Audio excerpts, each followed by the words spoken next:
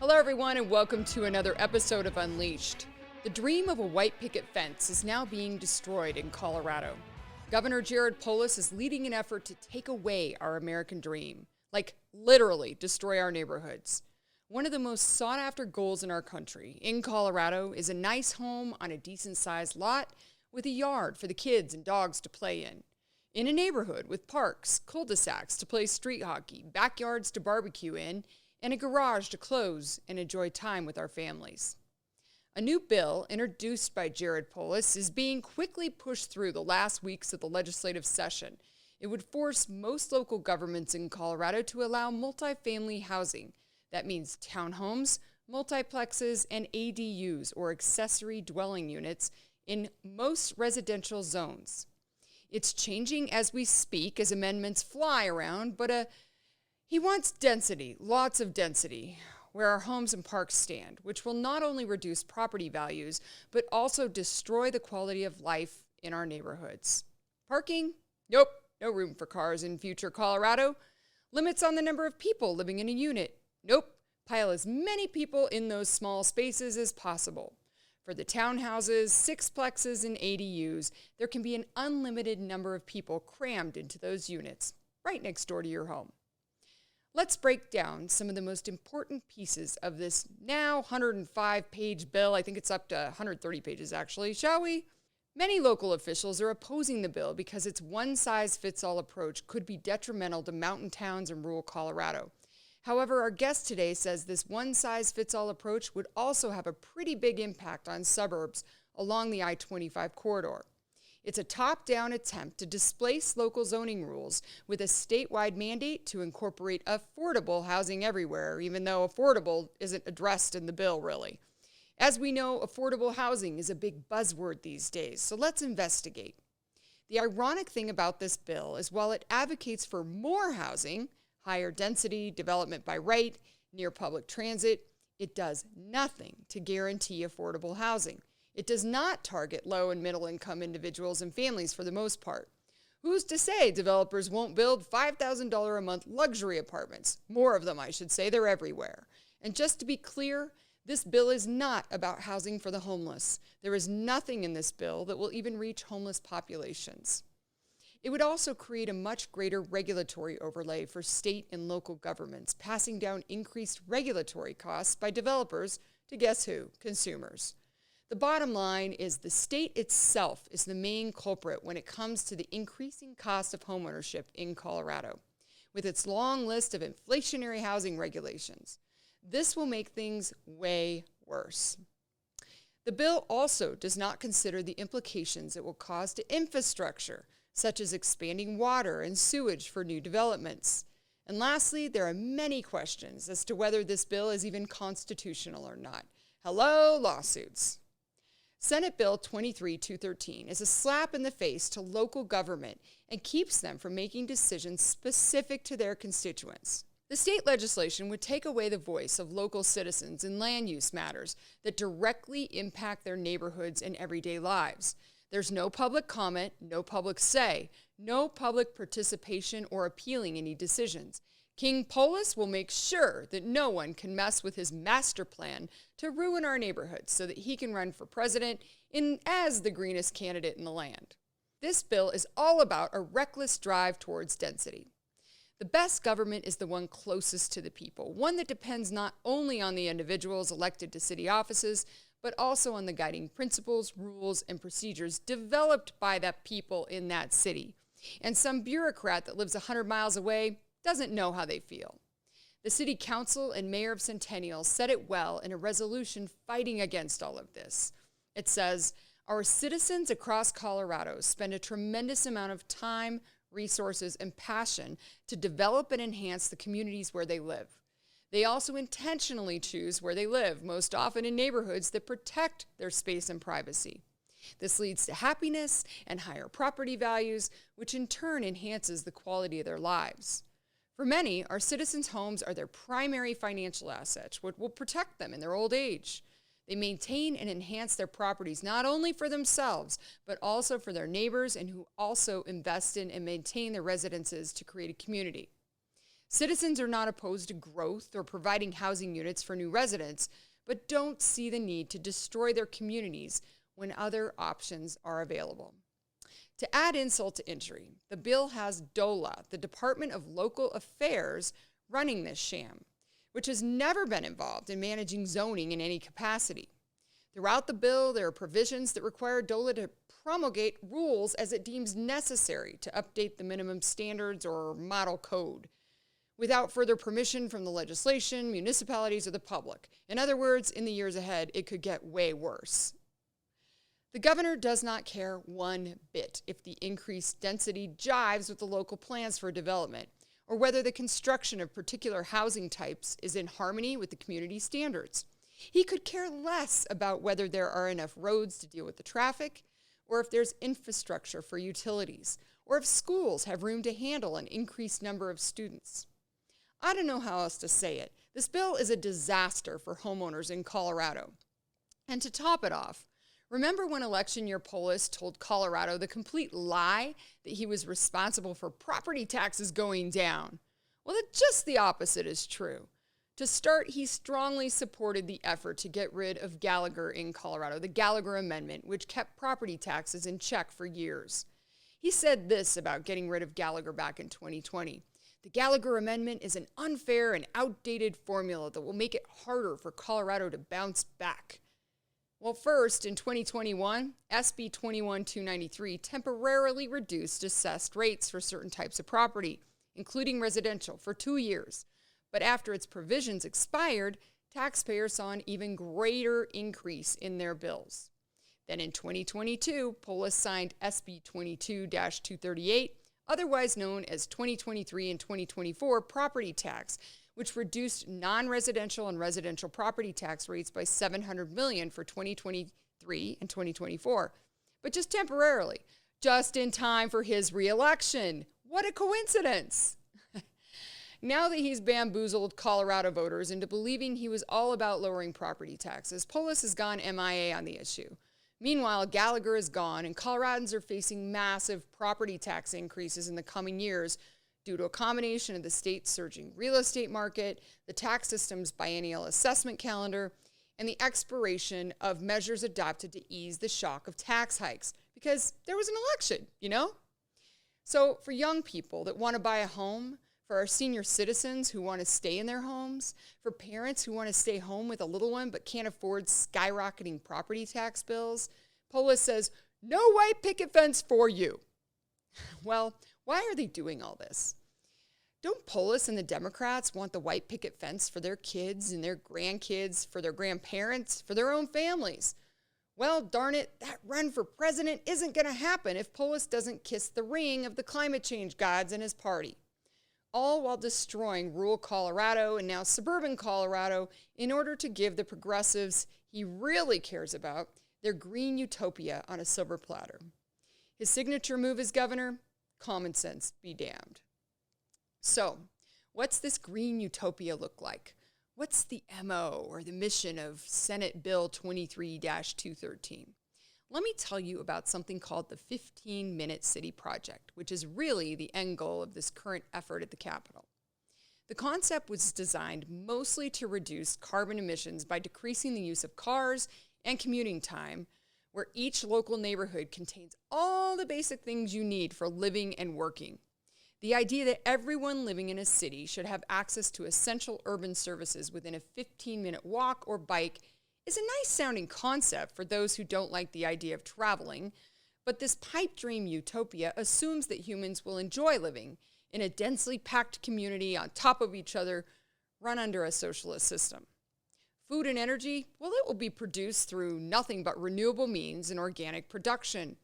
To make these 15-minute cities work, the density has to be far higher than nearly any city in North America. Let's consider this for a moment. Communities like New York, San Francisco, and Chicago, they are already very dense, and not to mention expensive. And they want more density, more than those cities here in Colorado. Plus a completely renewable society. I don't know about you, but I just don't see any quality of life in this plan. most North American cities have 6-month winters where walking and bicycling can be uncomfortable, if not impossible. We had a cold winter. Density zealots ignore that reality. The biggest obstacle for those who want to see the 15-minute cities is consumer mobility. People just don't want to live in them, especially after a pandemic that drove people into working from home and living in the suburbs. When cities start densifying in inner city neighborhoods, citizens who can afford to flee, they head to the suburbs. The notion of 15-minute cities isn't new. The ideologically driven leftist bureaucrats and politicians have been trying to implement this sort of thing for decades. With the World Economic Forum now promoting the concept, to no surprise, with leadership fellows like our very own Jared Polis and Jenna Griswold, people have been sounding the alarm bells on it. And they should. We won't have existing neighborhoods bulldozed to create packed roadless communities, but it's not going to blatantly happen overnight. 15-minute city plans are more subtle and will be typically implemented over time. Cities on this path will try to create complex urban utopias that just don't work for the everyday American. And their militant activist supporters, well, they won't take no for an answer, of course. They'll encourage us in the form of taxing, penalizing, and harassing people living in suburbs or who drive cars. Zoning laws will force new and existing developments to densify, while only certain types of businesses will be approved to open shop. The fluffy, attractive narrative of 15-minute cities is to make the world a greener place and pursue some kind of societal equity. But behind the curtain, the goal is control, mostly through the use of public transit. No cars for you! The idea is that residents will be locked into high-density communities and dependent on public transit, which will keep them under the thumb of the politicians in power. It's easy to control people when you control their ability to move around. That is why 15-minute cities hold such strong appeal for the authoritarians with the World Economic Forum and for Jared Polis. No cash, remember they are pushing for digital currency, electric heat only, no inexpensive, efficient natural gas for you, no car, climate change, crammed apartments controlled by the zoning lords who have the ability to shut our freedom off with the flip of a switch. Sounds far-fetched? Well, a lot of things did just a few years ago, didn't they? And Jared Polis certainly won't live with us in these little cramped boxes. Look how it's worked out in other places they've tried this. The elite bureaucrats, they live in nice gated communities in their cities while citizens are packed into ugly rows of block housing. So, back to the housing bill that's being evaluated at the Capitol right now. Why do the politicians in Colorado need to have so much control over our homes, our neighborhoods, our money, our kids? Why can't they just let us be? Ronald Reagan wisely reminded us, government is not the solution to our problem. Government is the problem. From time to time, we've been tempted to believe that society has become too complex to be managed by self-rule. The government by an elite group is superior to government for, by, and of the people. Well, if no one among us is capable of governing himself, then who among us has the capacity to govern someone else? Let's chat with a friend and a mayor of a thriving community here in Denver, in the Denver metro area, to learn more about how we can stop this madness. How can we save the white picket fence, the American dream, for our kids and grandkids? Well, welcome, my friend Stephanie Piko, mayor of Centennial. You have done an amazing job as mayor of one of the most important cities in Colorado. I've really enjoyed seeing the growth, the smart growth that's happened there. And you're so respectful of people that live in the community and how they want to grow or not grow. And we've had an interesting bill come up on the radar. I think it's been in the works for a while, but it's going to a vote pretty soon. And so, Steph, I wanted you to try and explain to folks what's actually happening at the Capitol right now around their housing. All right. So thank you for having me. I appreciate the opportunity to get to talk to everybody today. It is Senate Bill 23213, and the bill is designed to basically increase density in places along the Front Range primarily, but also to try to increase housing opportunities. And I think that the overall premise of the bill is that if we just add enough housing, that will help the market rate come down and make housing more affordable. So one of the things that's troubling about the bill, especially for a community that is basically our community of the city of Centennial, is about 84% single-family homes. is that the attack on single-family home zoning is there. So it's removing single-family zoning from our ability to have that as a city. It is saying that anyone who lives in a community that is either covenant controlled or just a regular single-family housing community with no HOA, anyone can come in and tear down a house and build a quadplex on that house without any say from the city or from the neighborhood that they would be doing that in. There's no input allowed on what it would look like. There's some restrictions on setbacks. I think one of the amendments that they're putting in this week allows us to have some say as for parking as a requirement. I think what I saw was it's half a parking spot. Half a parking spot per unit. So is one of the goals of this to reduce people driving around and being in their cars and provide more density so that we aren't out producing carbon? I do believe so. I think that's one of that because the neighborhoods right now, we all struggle in our neighborhoods. We all have that time period where there's too many of our teenagers that all got cars at the same time and your street's packed. But this too passes, right? It goes on and everyone moves on. And, now I'm back to just having 2 cars at my house personally. And so it's the same thing. We have those parking challenges, especially in places with cul-de-sacs and those types of things. You already have those experienced in neighborhoods during different times.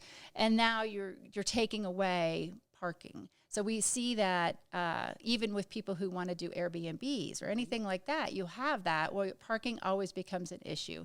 Our streets weren't designed for it, and there's no way for us as a city to do any kind of impact to help mitigate that. Or the traffic coming in and out of a community that might be relevant to how it works with increasing that kind of density within a community. They just weren't designed that way. Steph, have they done this anywhere where it's been successful around the country, or where are they getting this modeling from? There's a couple of states that have done things like this, and I think Oregon is one of them that has it, and it has only actually increased housing costs because what you see is gentrification. So, for example, even in Englewood, there are housing units right now. You'll see a number of them around the hospital area, around Broadway, in those neighborhoods where they've taken, a house that might have been $400,000, $500,000, torn it down and build a duplex, and they're selling for $1 million. So that's not creating affordable housing for those communities, and it does have an impact, and it may be appropriate in some places. But that's for the local government to decide with the input of the community being part of that. And that's part of this process that's probably most disturbing to me as a municipal leader. What we consider ourselves a home rule community. We have home rule authority. It's given to us by the Constitution in Colorado. Okay. And land use decisions have been held to the local governments for over 100 years in the state. So to take that away from the locally elected officials who are held most directly accountable to the constituents is something that it shouldn't be taken away, but how do you get it back once you take it away? No, we never seem to get power back after we give it to the government. That doesn't happen. So we would, and the other part of that too is what our constituents have as a right is if they don't agree with a land use decision that the city council makes, they can petition the city council. They can ask for it to be put to a ballot. They can ask the council to reconsider their decision, which has actually happened in the city of Centennial. And they have a say. They have the power to have that say, not to mention the power they have at the ballot box. But they have that. This takes all of that away. There would be no citizen input to any of those decisions. And it even gets bigger when you're talking about the multifamily aspects that they're putting in along the light rail lines. So they want a requirement that around transit-oriented developments, where there's a light rail stop, that there's an even higher increase in density requirement, and that the city has no say in what the project looks like, if there's even parking available for that project. They don't ask about traffic, what the traffic impacts are going to be. And as you know, our light rail stations are along our busiest corridors, right? Dry Creek here, you've got Lincoln, you've got Arapahoe Road. Those are already interchanges that struggle with the amount of traffic that's on them now.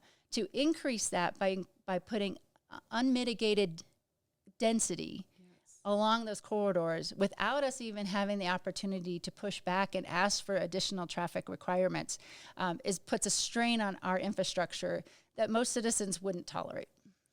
It's ironic that our current leadership in Colorado talks a lot about local control and how, entrepreneurial Colorado is and how important it is to make decisions closest to the people and their communities. And this is ripping all of that away and taking control of our most precious assets, which is our homes and our neighborhoods. And I just struggle with what is the end game here? What are they trying to accomplish if studies show that it doesn't increase the amount of affordable housing and it does add a weight to the infrastructure, I'm sure, with water and streets and traffic, to your point. What are they trying to do here? I think that, again, like I said, I think they think that the whole idea is that if there's just enough housing on the market itself will drive the pricing down. But if that were true, or if that was as easy to solve the problem, then we wouldn't be looking at, in Arapahoe County, where Centennial is located, Arapahoe County, we already have entitled 108,000 housing units in just Arapahoe County. In this bill, they highlight that there's a 200,000 unit housing deficit in the state. Well, Arapahoe County is already entitled half of that.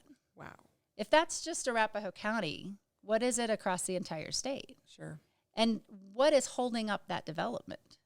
Those are areas that the state might actually lean into a little bit and figure out why. Is it workforce? Is it supply chain? Is it just the overall cost? Is there financing opportunities that we could do as a state to help bring down some of that cost to build for people? It's not the local municipalities or the county getting in the way, because we've approved increases in density at every level across the entire city, but we've done it with community input. We've done it with a community process that's public and where our citizens have actually contributed to the process, made changes that were successful, and they were embraced by the developer. So if we can get that happy process through with our community, now I'm not saying that everybody's happy. Not everybody's going to be happy, but we always feel that we're heard and that it's under consideration. And you have the ability to hold your elected officials accountable if you are strongly against a decision that they made. That's right. And that's so important today. It's so difficult to hold our officials accountable regardless, but the farther they are away from us, farther away from our community, the harder it is. Well, and that's why what they're proposing is that the Department of Labor, that DOLA, be the overseer of all development and land use decisions in the entire state. What does DOLA know about managing housing? Nothing. Very little. They've been a great partner. We're doing a housing study in Centennial right now from a grant that we received from DOLA. That's where they do their best work, when they're in support of local governments, looking for innovative decision-making options, those types of things that they can do. But to have an executive director of DOLA be the ultimate decision maker and have a board that makes some recommendations across the whole state. Every community is different. I meet on a regular basis with the other mayors in Arapahoe County, and we have a great conversation, because although we all have similar problems, similar issues, we have different solutions, because those solutions fit our community and answer to the constituents as to what they want to see in their community. They know what they want their community to look like. They know what the kind of active level they want to have in their community. And this part of that is being a part of the process, not being left out of it. So we do not believe that there's a one-size-fits-all for any of these solutions for housing. It will be a lot of work to figure out how to get housing into a more affordable area. We all agree that that's an issue. We're all trying to find solutions for it, but they have to be solutions that fit your community, and they have to be solutions that are supported by your community. And what they're proposing takes all of that voice away. So, Steph, what can I do, or what can citizens do that want to push back against this? Especially, this is a really critical week in the process. So right now the bill is in the Senate, not to the full Senate. So it's in the Housing and Local Affairs Committee. Okay. local government committee, sorry, and they are they're looking at it on Tuesday. And then after that, if they were to push it along, it will go to appropriations. So that's another opportunity to contact the senators that are on the appropriations bill, because this does have a cost to it. DOLA obviously will have to hire a number of people to manage this. So great, the government's going to grow even more. Increasing their size, and then they want a 2-year study. So they're appropriating $13 million for a 2-year study. $13 million. And that to go out to local governments. And some of us are already in the process of doing that study. But based on what I know about what it's costing us to do ours, $13 million is not going to be enough money to give everybody an opportunity to do a comprehensive assessment of what their housing is in their community. So I think that's a strong underestimate, not to mention the perpetuality of having this department have this kind of responsibility over the years. So I think that's one thing to consider, is how much money the state itself is going to spend on trying to solve this. Okay, got it. So they should contact our local representatives, contact the folks on the appropriations committee. And if it gets out of appropriations, definitely contact your senator and make sure that you know let them know what your thoughts are on this bill. And they are starting to push up on their time limit for the legislature this session. So that might be helpful. But again, sometimes it's very hurtful because they end up pushing things through at a faster pace, and it might not get the opportunity to have the full discussion that it deserves. And especially on the House side, if they decide to take testimony, they may not, because they might not have time. So, or it could be a very late evening, as we've experienced in the past. So, and the governor will sign this if it goes to his desk, apparently. It's his bill. Yeah. The governor has set it up, and he was the one who put the mandates in, and he's the one who's done the work to push to get it through. So, I believe he would sign it. Yeah. Before we go, I'd love to get you back to work and fighting against this bill. Tell me a little bit about this concept of 15-minute cities and the overall idea that they want to push people living closer together. So I think the idea is that we should be relying on our transit, on mass transit for transportation. And I think the old adage of we want to work and live in the same place. And I know that's been something that all of us have experienced, where they thought it would be nice, or maybe it started out that we lived and worked really close to ourselves, but then we got a different job, or our spouse works one place and you work in another place, so you split the difference and you live in the middle. So I think the goal is that you have these communities that are basically more urban, that are more dense, and have not only the housing there, but actually the work there, the grocery stores, everything that you need to facilitate a community within a basically 15-minute circle around yourself. So. Well, and Steph, I know you're in the urban area, but what have you heard from the rural mayors? How do they feel about this? It's the same imposition, actually, into local control. Some areas, have more challenges with workforce housing, but areas that, like Aspen and Avon, all testified against this bill because they have been working for years to solve their problems internally, and working with their local areas and their counties to figure out, how can we have this workforce? How can we make this work? It doesn't mean that it was easy. Sure. But places like Breckenridge have figured this out, and they have something that works for their community right now, and this would take all of that away from them. So there's definitely, if you read the bill, there's a whole carve-out area about rural resort communities and how the rules will be different for them than they are for the Front Range. But that begs the question then, isn't local control the best? Yes. And we all purchase our homes, with a lot of thought, a lot of care in our neighborhoods, choose our neighborhoods wisely. The largest investment. Yeah. And to just completely tear that away from us, and all of a sudden our neighborhoods are going to transform into something we never intended it to.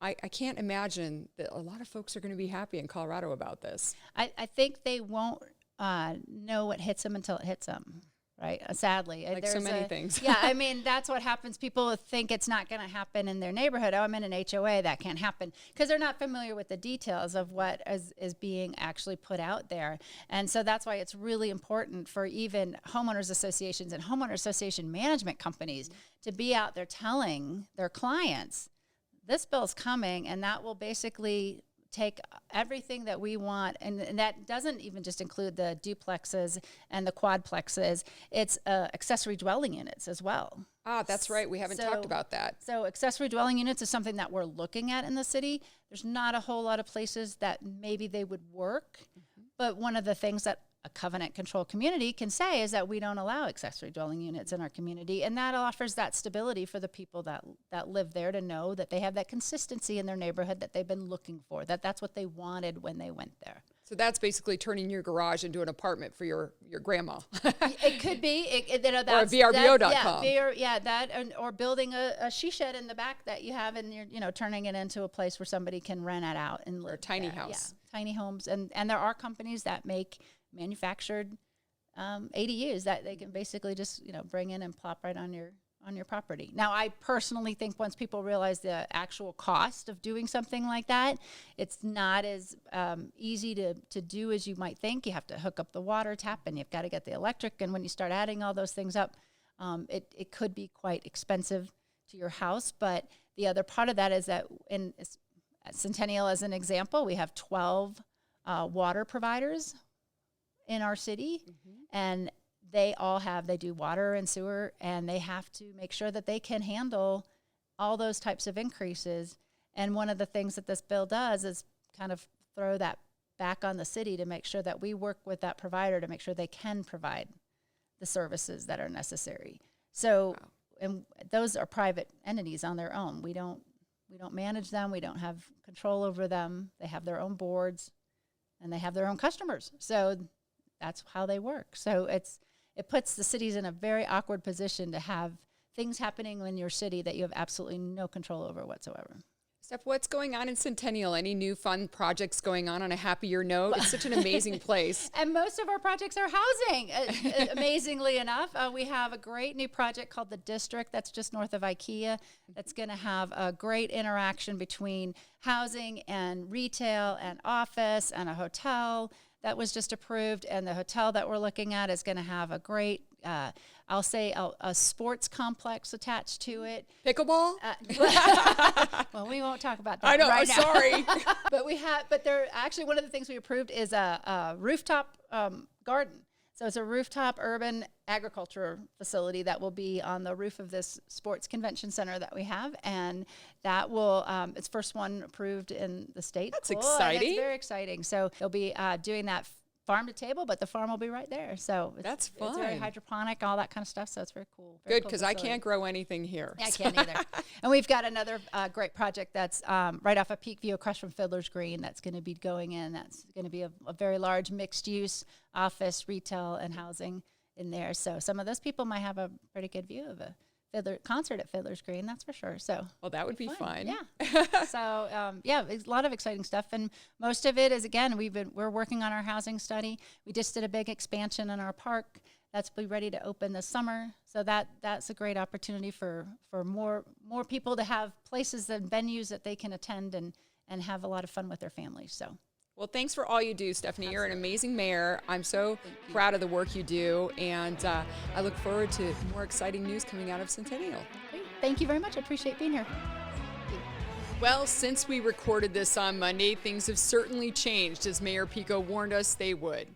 I wanted to give you an update on where the bill stands, but before I do, I want to preface that just because this bill has been scaled back a little bit does not change the fact that Governor Polis and the Democrats were willing to push the original bill through in the first place.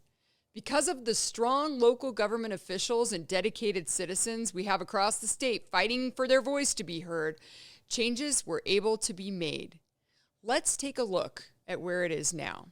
There were 17 amendments made to this bill this week, dozens more pages added to this already 100-plus page bill. Most lawmakers agree there are many more changes that can still be made before it can advance to the full Senate. Among some of the biggest concerns with the bill were how it would affect resort towns like Aspen and Vail. One of the major changes made this week reduces land use requirements for what they're calling rural resort job centers. These are municipalities that have a population of at least 1,000, at least 1,200 jobs, and are outside of a metro planning organization. They would be required to choose at least 5 options from a menu of 10 to 15 affordability strategies included in the bill. Still government overreach, but with a drop-down menu of cookie-cutter options? Weird. One of those options is accessory dwelling units, ADUs, as we talked about during the episode. The new amendments state that the rural resort communities and unincorporated parts of counties are allowed to restrict them, but the rest of the state cannot. The cities would not be able to require that new parking accompany any ADUs that are built. How's that going to work? Well, on the topic of parking, something Stephanie talked about in this episode was the concern of parking and density around transit centers like light rail stations and bus stops. Well, they did remove the provision completely, preventing cities from mandating these new multifamily housing units that they be accompanied by parking. The change only requires half a parking spot be built alongside each new housing unit. There's still no way for cities to help mitigate parking issues or traffic control issues with new developments. As for the transit centers, the amendments state that the cities and towns would have to allow duplexes, triplexes, and fourplexes to be built in a half-mile radius around all rail stations and a quarter-mile around corridors where a bus stops every 15 minutes. That's a lot of area in our cities. At a minimum, Colorado's largest cities would have to allow these new multifamily developments in 30% of the areas that are currently zoned for single-family homes. Remember that 84% of Centennial is zoned for single-family homes. Well, kiss our wholesome family suburbs goodbye. Our white picket fences, gone. Some other interesting changes require that cities with bus rapid transit or bus stops every 15 minutes change their zoning to allow an average housing density of 25 units an acre in at least 25% of the housing eligible land without a half mile of stops, or a quarter mile for cities with frequent bus stops that don't fall into the bus rapid transit category. Cities with trains would have to zone for an average housing density of 40 units per acre in 50% of housing eligible land within a half mile of stations. Clear as mud? Hello, 15-minute cities. They're coming to a town near you, probably your town. Lastly, Stephanie discussed problems around infrastructure and water supply. Well, the amendments do allow municipalities to notify the state of their need for an extension or exemption from their requirements based on shortfalls in their water supply or infrastructure. But what happens after that? Won't most of our Colorado cities face these shortfalls? The Senate Local Government and Housing Committee approved the measure on a 4-3 vote on Tuesday night, with all Democrats voting yes and all Republicans voting no. It now has to go through the Senate Appropriations Committee for approval before it can advance to the full Senate. As Stephanie said, now would be a great time to reach out to those who sit on the Appropriations Committee to share your concerns. I've included a list of these senators on the committee in the show notes and on my Substack. I will end with this. There are still lots of issues with this bill. My biggest concern is the disregard for local, citizen-led government. Smaller government control is always better. Citizens know what's best for their land, their families, and their community. They elect local leaders to make calculated decisions for them based on local needs. And local leaders are held to a much higher standard than our governor or other state departments like DOLA. They're closest to the problem. I expect that we'll see several lawsuits if this is pushed forward, as it still has many contradictions to our state's constitution, as Stephanie said. But we must keep fighting. Watch this bill closely, my friends, and don't forget how far Polis and the Democrats were willing to go in writing this original bill. They're after our land, our freedom, and our American dream. Goodbye, white picket fences.